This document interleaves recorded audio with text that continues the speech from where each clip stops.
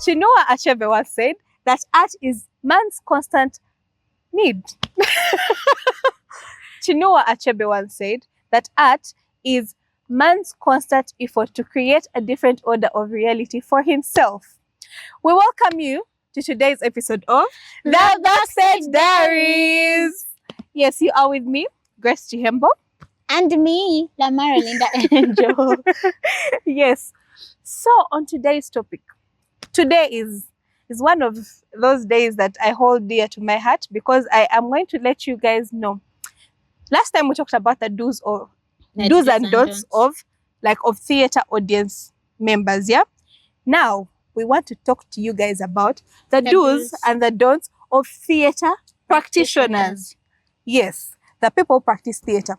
That is the producers, the directors, the actors, the stage managers. Yes, the stage hands, the sound operators, the light operators, costume designers. Yes, okay, every person that collaborates in a production and puts life into it.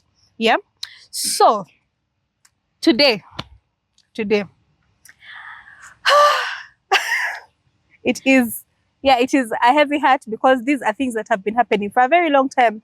People don't talk about them. Sometimes people talk about them, but then they just choose to ignore them. Some talk about them and they're like, we are going to act on it, but they don't act on it.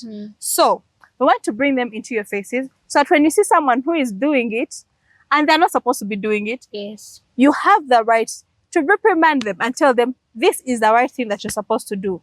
This that you're doing is really embarrassing. It's really wrong. It's bringing our industry down, yeah? So, the first one.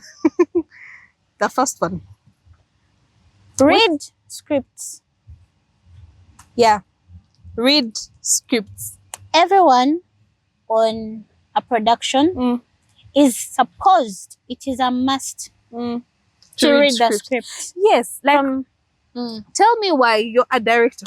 Tell me why you're a producer. And okay, this is only for producers. Like someone is producing a play, they're putting money into a production, but the person does not even know what the play is about. Yes. The only thing they remember is a person came, they pitched to me the idea, then I was like, okay, I'm going to put money into it. Then they do not know.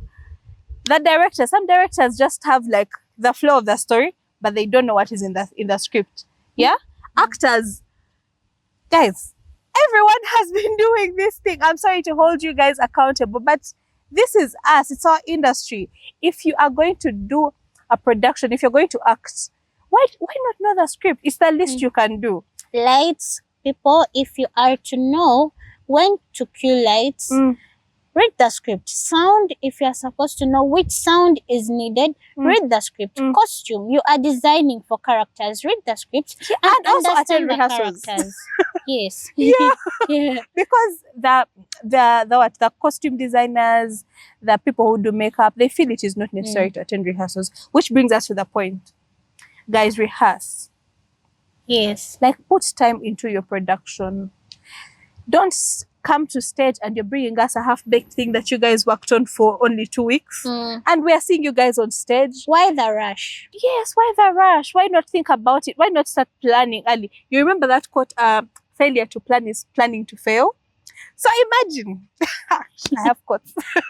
Imagine you have come in the production, you do not know the lines. Forgetting the lines. You're forgetting the lines. You're bringing problems to the people who are even acting with you. Like, imagine we're acting together and I don't remember the line that I'm supposed to say. And it's supposed to be your cue. Where do you come in from? You just sit and you start saying, you've forgotten this line. And that is so annoying. Like, it puts down the performance of the other person you're acting with. It also puts down the whole production in general. It makes it boring. It makes us trying to figure out what exactly is happening. Yeah, because you're saying this, you're saying that, and we're not understanding. Don't rely on prompters, because when you overthink that if I don't read the script, the prompter will help me when I'm on stage.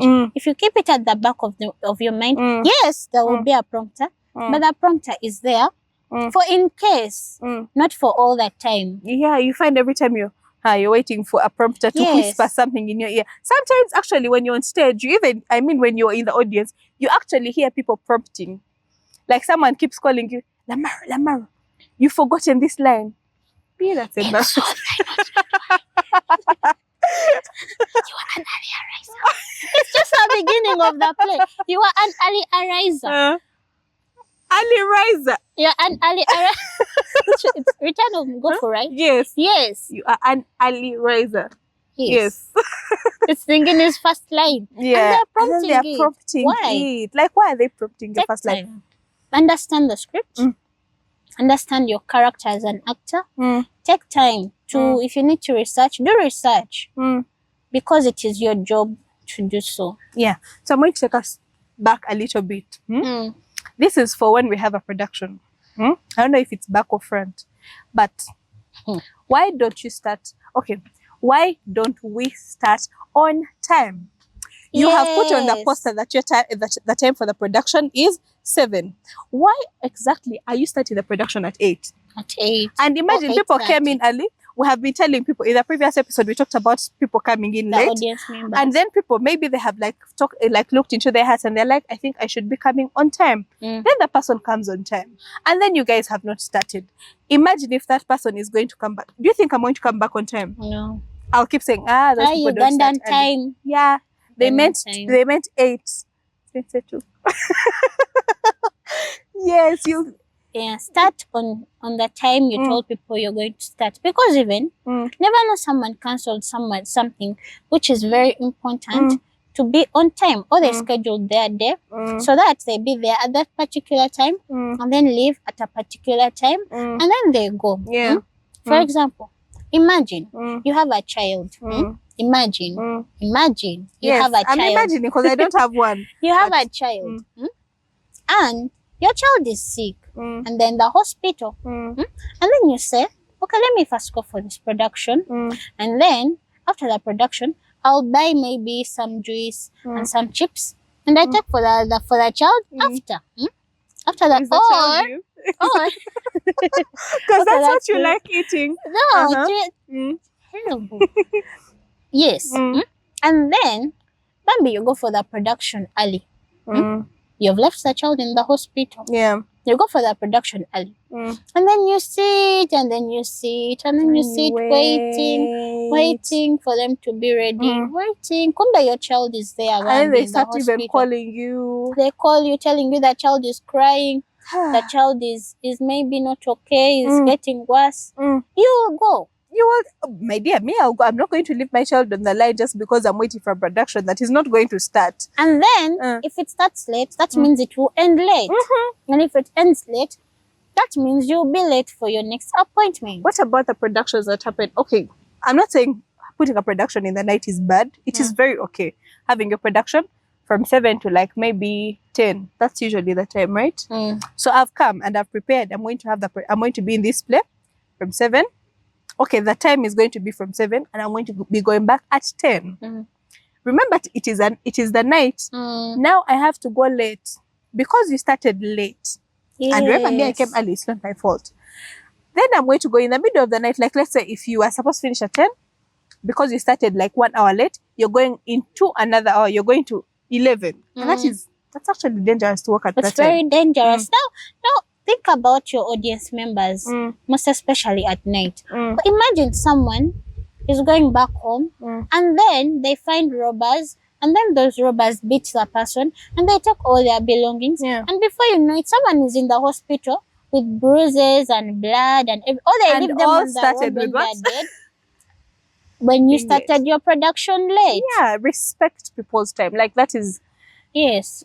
It's the one thing that they have taught us to do. From when we were children in class, they told us to keep time, what, and we usually look down on that. But the moment you... when a big person has been invited for a production and they are coming, they're on their way, all other audience members have to wait for that big person to first arrive. Why are you inviting the big person in the first place if they're not coming early? It is better start on time. The big person will find us. Yeah. That's supposed to be done like that. Do not waste our time. Exactly. Every person, whether I'm small, whether I'm big, not like literally, literally, but Mm. respect every person's time. Everyone's Yeah. time. Then, like times are changing. Yeah. Times are changing. People have like one thing that is affecting our theatre industry is social media, right? Mm. Social media has come, and like we have like all the entertainment on our phones. If I want to see like a short play, I'll find it on YouTube. If I want whatever. So if I've decided to go to the theatre, I have come for something raw. Yeah. So the fact that I can get what I want on the phone and I've come to the theatre, that means give me what is not on the phone. Yeah. Long ago, the productions used to be like 3 to 5 hours. I do not know what we'll be talking about, but productions used to be that long. But now, people's concentration points have like reduced because of the phones and everything. So, why don't we, as like theatre practitioners, make shorter plays, which are like, I'm not going to say interesting because every person views interesting differently. But why don't you make a shorter play which covers the whole subject and it is done? If you feel like what I want to tell can fit in these minutes, put it in those minutes, because you're going to put 3 hours, 5 hours. People get bored very fast. I'm sorry to say that. And it's not like we're here to entertain, but yeah, that's the bottom line. We're here to entertain. Yeah. For writers, tell your story and get out. If you finish telling the story, tell it and then leave it. Like tell it and go. You don't have to expand it unnecessarily. Because I want to do how many hours? You're not writing hours, you are writing a story.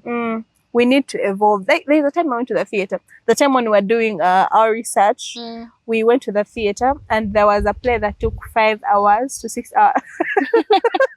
To 6 hours. And what was the subject matter?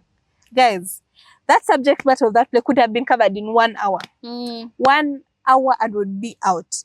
And that is like the best. If I can watch a play in 1 hour, I will be happy because I've gotten the raw emotions. I've gotten that first-hand thing that I couldn't get from the phone. And if I'm able to achieve it that fast, why should I wait for 5 hours? Yeah? Or if your story is long or is being told in a longer period of time, okay, it doesn't have anything to do with that time, but if your story is big or long, during production, we advise or we think it is better to have breaks in between. You perform a part, break, perform a part, break, perform a part, break. Yes, instead of so that even also during has a journeys, problem, by the way. even during journeys, long journeys, they stop us on the way to go and ease ourselves. They stop us on the way to buy what to eat. Yeah, and yes, if you can try that, you can do it. Though it's also not advisable to have very many breaks in the thing in the middle of a play. If you've chosen to have a break, let it be one, please. Because the moment I have a break, if I have a break, I am going to come. Okay, there is how it gets a person off the. Girl, move on. Like we've moved on. Mama, we've moved on, right? We've moved on. Yes. Well, ma'am. So if you feel that your play is that long, we're not saying don't stage it. Maybe stage it. But you know how they told us that we can have drama tags. Get a drama tag for writers. They usually help to like briefen the story. They guide help you. Yeah, they guide you. Give you points. Exactly. And it can help you cut down on the time of the thing of the play. But the best thing to do is shorter plays, tell the story and get out. That's what Lamara has told us. Yes. So another thing, when you're on stage and you're acting, tell me why are you getting excited just because someone has just called your name? I know we complain about people who do that, yeah? Yes. But if you feel, as Ugandan actors, we have this in ourselves. When I'm on stage and people keep making noise, you start feeling like you're doing great. My dear, the moment you start feeling that you're doing great, you're going to start getting off script. Excited. You start getting excited, you add things that are not supposed to be there, and then my dear, you're killing the story. The writer put their time to write that story. The director, you rehearsed. You put time into that play. And then for you, because of some excitement, because you said some joke and everyone was happy, now you want to keep making jokes, cracking jokes where it is not necessary. Let's avoid getting excited. Like, let's stay away from it. Yeah? Always remember your character, why you're on stage, why you're in the scene that you are, why you are saying what you are saying, and remember the story that you're telling and why it was told. Yeah. Yeah, stick to the story. Oh, which brings me or reminds me of the next one. As actors, avoid upstaging your fellow actors. Yeah. So upstaging, what do we mean by upstaging? By upstaging, we mean when you are trying to outshine your fellow actors on stage, or you're trying to let people see that you are the one You are instead better. of your other actor. But always remember that when you're on stage with your fellow actor, you people are a team. You're not, no one is better than anyone. You're both trying to tell the story. You are working together to tell a story that was written for a specific purpose. So avoid upstaging your fellow actors and tell the story. The way it's supposed to At be. the end of the day, when you work as a team, both of you will shine. And if you did well, they will thank you and they will praise you for your work well done. They will not applaud you because you screamed louder. Yes. Because you said about giving those whatevers that make your co-actor feel like oh, what am I doing here? What? It's not nice. It is not a competition. Yes, it's not a competition. We are a team. Somebody said we're not a team, but we are a team. When did I say we are a team?